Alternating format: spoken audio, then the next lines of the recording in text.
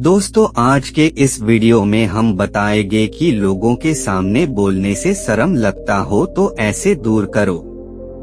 तो वीडियो को एक लाइक कर देना। एक लाइक कर देने से आपका पैसा नहीं लगेगा। तो चलते हैं कहानी की तरफ।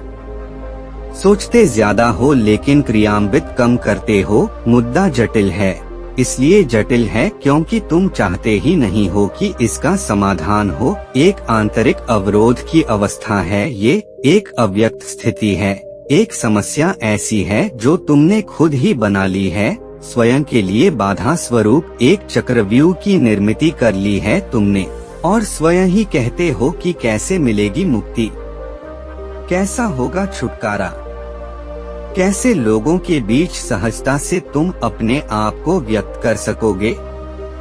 तो सबसे पहले आत्मस्वीकारोक्ति आवश्यक है।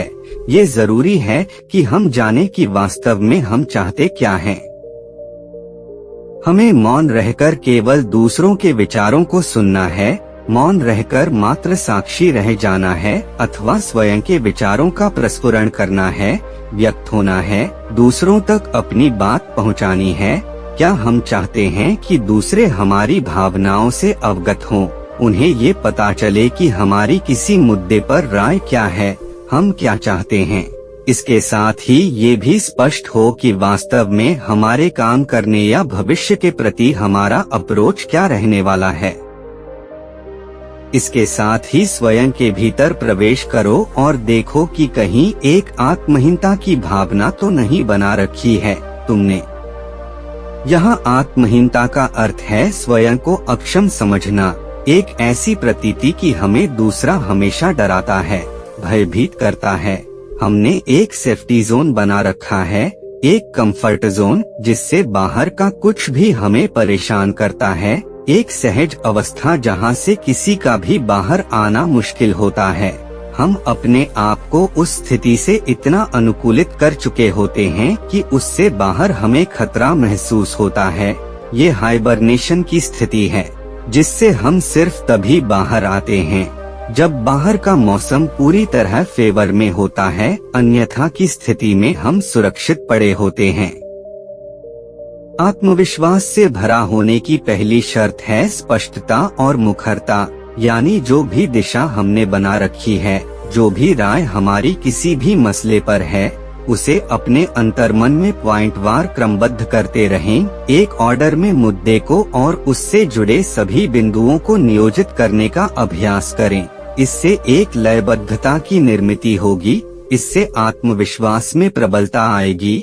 लेकिन हमें आत्मविश्वास आए कैसे?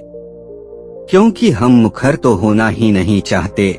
इससे सामने वाले के नाराज होने की बात उठ सकती है, संबंध प्रभावित हो सकते हैं। यानी मुखर होने में भय है, जबकि मुखर न होने में सुरक्षा है। दूसरों के सामने बिना झिझक के बोलने में ज्ञान तो मुद्दा ही नहीं है। तुमने अज्ञानी को ज्यादा आसानी से बोलते सुना होगा, तो ऐसे में तुम खुद क्यों नहीं बोल सकते हो? ये जरूर सोचना। सोचो मत, बस शुरू हो जाओ, क्योंकि बोलना ज्यादा महत्वपूर्ण है, न कि तुम क्या बोल रहे हो। ध्यान रहे, किसी बात या तथ्य की जानकारी होना तो हमेशा ही बेहतर स्थिति है, लेकिन अगर सिर्फ इस वजह से कि पता नहीं जो तुम बोल रहे हो वो सही है अथवा नहीं, या फिर तुम्हारे बोलने पर लोग क्या कहेंगे या सोचेंगे, ये मानकर तुम बोलो ही नहीं, तो ये गलत होगा। इससे कम्युनिकेशन ही नहीं स्टैब्लिश होगा, इससे एक डिस्टेंस क्रिएट रहेगी और तुम अपनी बात किसी तक पहुंचा ही नहीं सकोगे। तो खुलकर बोलना सीखो, आत्मविश्वास से लबरेज बोलो, गंभीरता से अपनी बात कहने का हौसला रखो और यकीन मानो लोग सुनना शुरू कर देंगे, तुम्हें ही सुनेंगे, क्योंकि अब तक तुमने स्वयं को जिस घेरे में बांध रखा था उससे मुक्त होकर दूसरे को अपनी आभामंडल के आकर्षण में बांध लिया है। दोस्तों, वीडियो अच्छा लगा तो सब्सक्राइब कर देना।